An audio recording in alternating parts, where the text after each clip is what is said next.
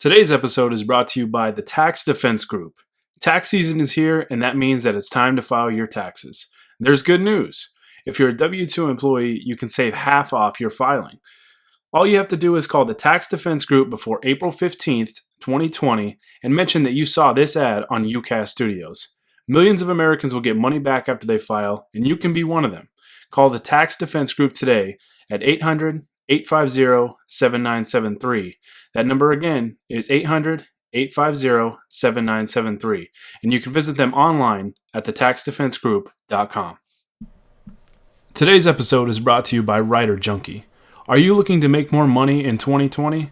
One of the best ways to do that is by having a new resume that can help you get that dream job. Writer Junkie offers affordable, well-written resumes for the low cost of $145.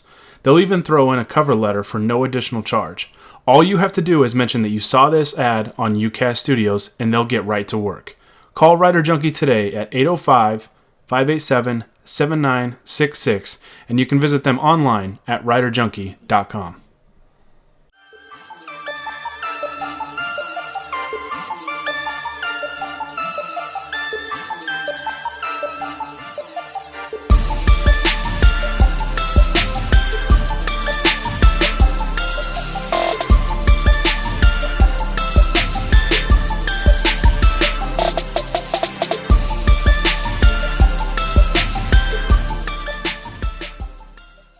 What's going on, everybody? Welcome into another episode of the Lakers Outsiders Weekly Podcast. I'm your host, Gary Kester, here with you as always. This podcast, as always, brought to you by UCAS Studios, the Tax Defense Group, and WriterJunkie.com.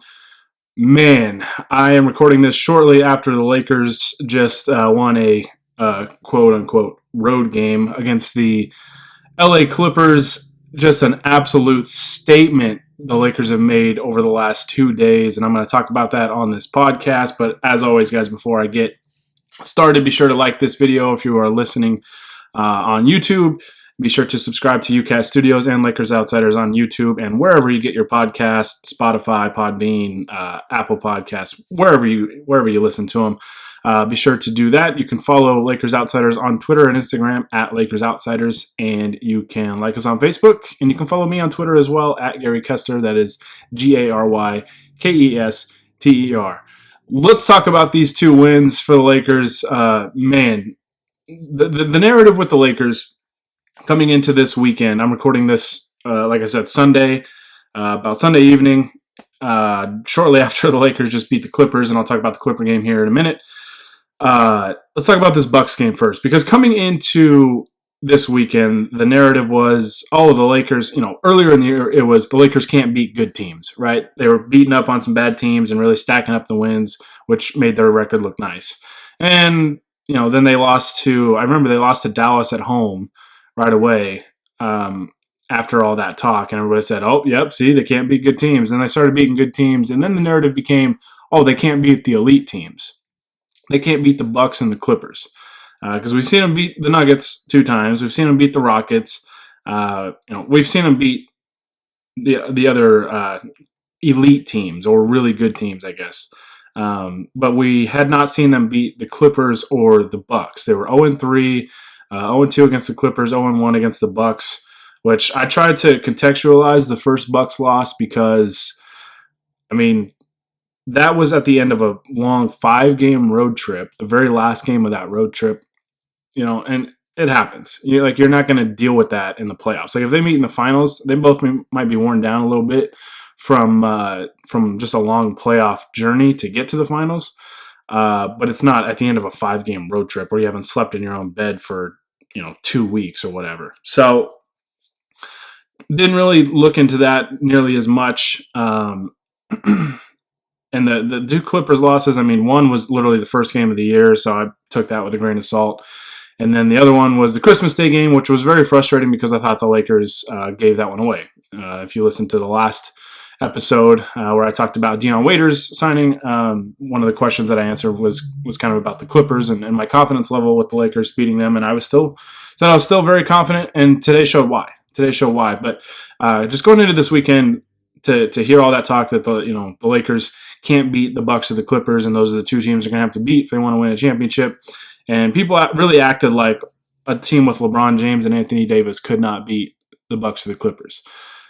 No disrespect to the Bucks or the Clippers, they're both very, very good basketball teams. Contenders very well could either one could very well be NBA champions at the end of this year. They're both that good. But to act like the Lakers were just not capable of beating either of those teams was based on basically two games. I mean, the first game of the season against the Clippers is what it is. I mean, it was literally the first game that the Lakers have played together with a ton of roster turnover, new coach, and everything. So didn't really think much of it. The Christmas Day game was frustrating, but it is what it is. Lakers missed a bunch of wide open shots in the fourth quarter, and kind of gave that one away. But this Bucks game, I mean, what can you say about LeBron James? There was the little clip of Giannis Antetokounmpo, who I love, by the way, kind of putting the crown on his head when they were beating the Lakers in the first matchup this year, kind of like taking the torch or taking the throne from LeBron or whatever. It just seems like no matter how old LeBron gets, he's 35 years old, 17, 18 years in the league now, and 17 years. It seems like every time somebody's ready to take that torch from him as the best player in the world, he just shows you why you still have to really argue that he is the best player in the world. Giannis is unbelievable and very well could win MVP this year, but LeBron's making a pretty strong case, especially with these last two wins. And man, just a statement game. I mean, Giannis Antetokounmpo still had a great game. He had 32 points, 11 boards, 6 assists. It was just drastically different. In the first game, Giannis Antetokounmpo was 5 of 8 from the three-point line. This one, he was 1 of 6. That's a big deal. And the Bucks overall were 12 of 43. So the Lakers did a much better job defensively in this game. Slow start offensively. I mean, only 19 points in the first quarter, but they really figured it out, especially in the third quarter. They scored 39 points. And LeBron, like I said, was just unbelievable. Just unbelievable in this game. I mean, to me, that was like playoff LeBron. That's the playoff LeBron that I think we're going to see this year, assuming that he's healthy, because he just took his game to another level, and it was just like he wanted to make a statement. And he was tired of hearing the talk that the Lakers couldn't beat these teams, couldn't beat the Bucks and the Clippers and all that noise. LeBron, 37 points, 8 assists, 8 boards, 3 steals, unbelievable defensively. There were a number of times he got matched up on Giannis, and he really took the challenge head on and really made Giannis work for a lot of things. And LeBron didn't. I mean, the Lakers. The scary thing I think with these two games, especially the Bucks game, was the Lakers won by 10 points against a team with the best record in the league, and they shot 6 of 32 from the 3-point line. LeBron was 1 of 7. Kuzma was 1 of 6. I mean, Davis was 0 of 4. Like, they just shot poorly from the 3-point line and still were able to dig deep, tie game at the half, and they control. I mean, they were the much better team in the second half. And just a really, really impressive game for the Lakers, especially LeBron. Like I said, to me, he showed, like, you can certainly still argue that he's the best player in the world with that performance. Anthony Davis really struggled early in the game, was getting a lot of criticism, and it sounds like his teammates kind of let him hear it, and he responded. And I love that he took the criticism from his teammates and woke him up, and he responded. He finished with 30 points, 9 rebounds, a couple of blocks, got to the free throw line 11 times, hit 10. LeBron was 12 of 15. It's just those two were just dominant, and the Lakers are just kind of getting contributions where they're needed right now. In this game, I mean, only 3 players were in double figures. Kyle Kuzma had 11 points. He was the third guy in double figures, obviously, outside of LeBron and AD. And he was 3 of 11, so didn't shoot the ball very well. Although I think Kuzma's doing, really since the All-Star break, I think Kuzma, as frustrating as he can be, missing a lot of these open threes, he is doing a much better job defensively and on the glass. He had 8 boards in this game, and he defensively on the glass was phenomenal against the Clippers as well, even though he still didn't shoot the ball really well. But man, when LeBron and AD bring their A game, I don't know. I don't know if a team can beat the Lakers if LeBron and AD play their best. That's my thing. I mean, they have to really shut down everybody else. But in this game against the Bucks, I mean, they kind of did.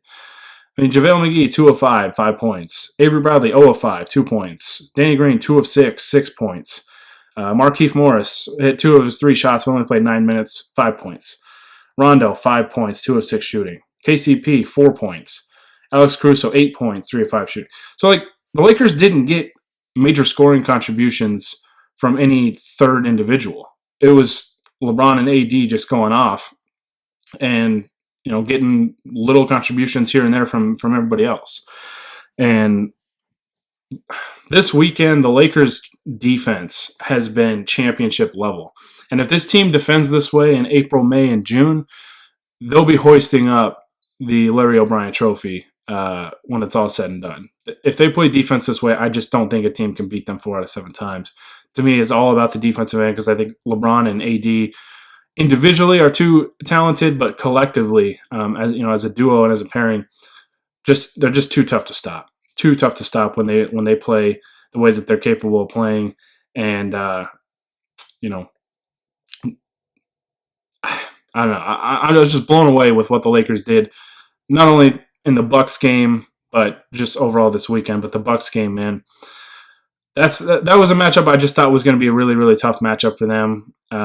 So I was really curious to see how they responded, and they just did a good job, man. Like I said, Giannis got his. He had 32 points, but the Lakers really made him work, I thought. And they just kind of limited all the other guys. DiVincenzo had a good game with 17 points, but Chris Middleton, you held him to 5 of 19, 2 of 10 from 3. That's huge. That's absolutely huge. Lopez had 13. Eric Bledsoe had 11. And everybody else was in single digits. The Bucks shot 41.6% from the field, and like I said, 27% from the 3-point line. That's getting it done. And if the Lakers play that way defensively, they are going to be insanely, insanely difficult to beat. And I love it. I love seeing them lock down teams because I think for the Lakers, they're a type of team that defensively, when they start to string together stops, I think it really gets their offensive game going, especially when you get those leak outs, those run outs where LeBron's throwing full court passes right on target to guys, whether it's JaVale, Anthony Davis, Kuzma, whoever. LeBron is so good at that, and I think when the Lakers are able to get stops, they can get out and run and get those transition buckets, and it just makes the flow of things much, much easier for them and makes getting some good looks on offense a lot easier as well. So Bucks game in was so impressive by the Lakers. So proud of them for really responding to that challenge and avenging a loss where they got beat pretty good in that game in Milwaukee, and they kind of returned the favor in this one and looked really, really good, and LeBron was just sensational. Absolutely sensational. And if you're a Laker fan that still has not embraced LeBron James, I just don't know what you're waiting for. I mean, he's playing at an unbelievably high level right now, and I just don't. It's almost mind-blowing to me how somebody that's been in the league as long as he has, the mileage that is on his body, the age that he's at, and LeBron James is still playing at this high of a level. It's unbelievable. Absolutely unbelievable. And the Lakers are just blessed to have LeBron James, and we're going to look back, I think, at some point. I mean, maybe even now, but hopefully after a couple of championships, we're going to look back on the day that LeBron signed with the Lakers as just truly a special moment in this franchise's history. So, yeah, just unbelievable. All right, I'm going to move on to the Clipper game, which just happened, a little more fresh in my mind. So, I'm going to go over that. But before I do that, we are going to take a quick break and give you guys a word from our sponsors. Today's episode is brought to you by the Tax Defense Group. Tax season is here, and that means that it's time to file your taxes. There's good news. If you're a W-2 employee, you can save half off your filing. All you have to do is call the Tax Defense Group before April 15th, 2020, and mention that you saw this ad on UCAS Studios.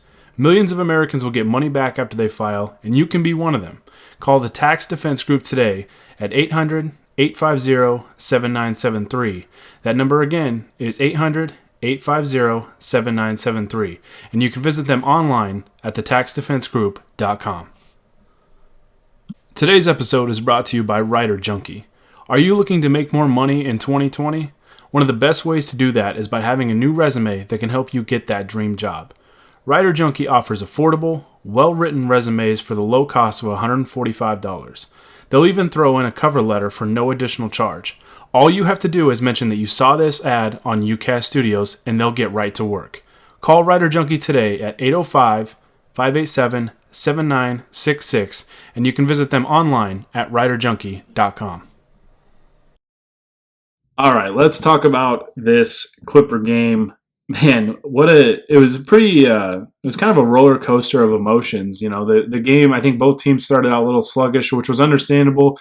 It was a 12:30 Pacific tip time, plus you have the time change with daylight savings. The clock's moving ahead an hour, so you lose an hour of sleep. I knew it was probably going to be a little funky to start there, and it kind of was. Both teams I thought were a little sluggish to start, which is understandable, but both really kind of got in the flow of things, and we started to see some high-level basketball. It was kind of teams exchanging runs, going back and forth. Lakers, I think when they started to get down early, they really kind of got back into the game with a couple of steals that led to layups, led to runouts. One of them, Avery Bradley, got teed up for, which I have a big issue with how I had an issue with how some of this game was officiated in general, but the technical fouls. Because Avery Bradley gets a layup over Patrick Beverley, and it didn't even look like he said anything. He just kind of gave him a look, like, just kind of giving it back to Beverley a little bit, who loves to talk trash. And he got teed up for it. And this was minutes after Marcus Morris fouls Anthony Davis and knocks him to the ground, and then stands over him and stares down at him and kind of flexes on him a little bit. That was no technical foul, though. I don't understand NBA officials sometimes. That really just irritated me, how you can have such a quick trigger on the Avery Bradley technical. Avery Bradley hardly ever says anything. I don't even know if he said anything on this, but they were so quick to give that to you, but when Marcus Morris stands over a player and taunts him when he just fouled him, no less, I don't understand it. And there were some stretches in this game I thought the whistles were a little inconsistent, but it is what it is. And the Lakers actually, I felt like it kind of flipped a little bit in the fourth quarter, which was nice. Lakers were in the bonus with 10:25 to go in the fourth quarter, but the Clippers still shot 9 more free throws. 28 of 37 for the Clippers, 24 of 28 from the Lakers. But the Lakers, kind of fought through, I think, some frustrations, especially in the second and third quarter, with some of the whistles. I think there was a stretch where the Lakers got 3 or 4 fouls in the span of a minute. So, but they didn't let it frustrate them. We've seen that at times, I think, this year, where the officiating has frustrated them and kind of gotten them out of their games. Didn't happen this time. They were able to stay locked in and just keep defending at a high level. I know the point total in the second half, the Clippers scored 50 points, 28 in the third, but the Lakers it doesn't really tell the story, especially in today's NBA. Giving up 103 points as fast as teams play is not a big deal. Traditionally, you look at, 103 points, that's not great defense. But man, the Lakers played exceptional defense. Today in general, but especially in the second half and the fourth quarter. Held the Clippers to 22 points in the fourth quarter. Paul George, who had been lighting the Lakers up, I think was 0 of 2 in the fourth quarter, and the Lakers just completely shut him down. He finished with 31 for the game. He was really, really good. Kawhi Leonard had 27, and Montrezl Harrell was kind of a problem. He had 20 points. But the Lakers, man, I think the difference in the first two matchups and this one with Harrell, even though I thought Harrell had a pretty good game, he played 34 minutes, and he played a long stretch in the second half. But having a guy like Markieff Morris really, really helps against a guy like Montrezl Harrell, because Markieff is going to welcome that contact. He's going to give it back. He's a physical, tough player, and I'm so glad he's a Laker. I'm so glad he's a Laker, and he was free. Like the Lakers didn't have to really give anything up to get him, which is just great. Which is so great because he was better to me than Marcus Morris was today, and you know, or he was at least more impactful. Even when you look at the score, the box score. I mean, 4 points. You look at 4 points, 5 rebounds, and a block shot. You don't think of that as major contributions, but man, just his toughness, his presence on the floor gives the Lakers a lot of lineup versatility. I think to start the fourth quarter, Lakers actually went with LeBron and Markieff Morris at the 4 and the 5. With I think Kuz was out there as well. So that gives the Lakers some options in terms of switchability, just flexibility defensively and offensively, because those guys can all at least give you the threat of a 3-point shooter. Even though I don't really trust Kyle Kuzma right now as a 3-point shooter, but I love the lineup flexibility that Markieff Morris helps give the Lakers, and it allows Kuzma to play on the wing, which is more natural to him. And yeah, I thought he was really good. I mean, Marcus Morris today, 0 of 9 from the field. So 1 point. He had 1 point, and LeBron roasted him in the fourth quarter. Man, it was so beautiful to watch. LeBron just went right at that guy and kept getting to the rim at will in the fourth quarter. But I think, obviously Anthony Davis and LeBron were fantastic again. 28 points, 9 assists, 7 boards, and 2 blocks from LeBron. Continues to play pretty high-level defense. Anthony Davis, 30 points, 8 boards, 2 steals, 1 block. Again, those two were great. But really the surprising hero today was Avery Bradley. My goodness, he was fantastic on both ends of the floor. Really hounding guys defensively like he does, really getting after it. 24 points, 9 of 17 shooting. He hit 6 of his 12 threes. 2 steals. He was so good in this game. Had some moments where he forced up some bad shots. I felt like at least one of those was kind of a heat check, which is fine because he was shooting the ball very well from the 3-point line. And he was the X factor today. He was absolutely the X factor today. Kuzma did a really good job. He had 2 blocks and a steal, 10 boards, even though he missed all 4 of his threes. Like I mentioned with the Bucks game, the Lakers beat the Bucks by double digits and didn't shoot. I mean, they shot like crap from the 3-point line. And that was the case in this game. They were 10 of 35 from the 3-point line, 28.6%. Really, the only guy that shot well from the 3-point line was Avery Bradley. So, yeah, I'm just blown away by what the Lakers were able to do, not only today, but also the Bucks game this weekend was just such a powerful statement that this team can absolutely win a championship. They can beat whoever is in front of them. It's just a matter of the level of execution, how hard to play, all that stuff. They're certainly capable, and I think they erased all doubt about that by finally, getting wins over the Clippers and the Bucks. There's just no questioning it now. This team absolutely can beat whoever is in front of them. Not saying that they're guaranteed to do it, but they absolutely are capable of beating anybody, anytime, anywhere. So, just so impressed. Again, Avery Bradley today, man. It's got to feel good for him. Got to feel good for him because a lot of Clipper fans talk a lot of crap about him and about his play last year, and almost kind of go out of their way to highlight when he plays poorly. So he gave it back to him today, and I love to see that. He was fantastic, really, really good. And some of these other guys, Rondo, I'll give some credit. I thought in the first half he was awful. He was absolutely awful in the first half, and I didn't want him to see the floor again in the game. But in the second half, I thought he actually had some good minutes. He ended up with 7 assists. He started to find some guys. He found Bradley on 2 threes. I remember he found KCP on a 3 as well. Hit a couple of layups, a couple of shots around the basket. So Rondo played much better in the second half, so I'll give credit where credit is due. He had 22 minutes today. I still would not like to see that as a trend moving forward, but it is what it is. I mean, he did some good things today.